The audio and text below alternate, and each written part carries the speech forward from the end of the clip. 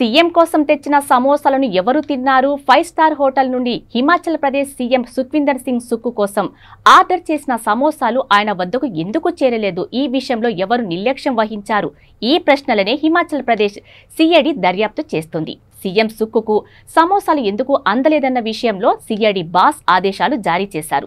దీనిపై ఓ సీనియర్ అధికారి ఎంక్వైరీ చేపట్టడంతో ఆసక్తికర విషయాలు వెలిశాయి. అక్టోబర్ 21వ తేదీన CM Sukhwinder Singh Sukku CID cyber wing station quarters ప్రారంభించడానికి వెళ్లారు.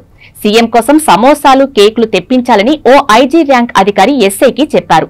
ఆయన ఏఎస్ఐ హెడ్ కానిస్టేబుల్ తో కలిసి సిమ్లాలోని లక్కర్ బజార్లో ఉన్న రాడిసన్ బ్లూ హోటల్ కు వెళ్లారు. 3 బాక్సుల్లో సమోసాలు, కేకులు తీసుకొచ్చారు. ఆ బాక్స్లను ఎంటీ విభాగానికి పంపించారు. అక్కడి నుండి సీఎం దగ్గరకు సమోసాలు వెళ్లాల్సి ఉంది.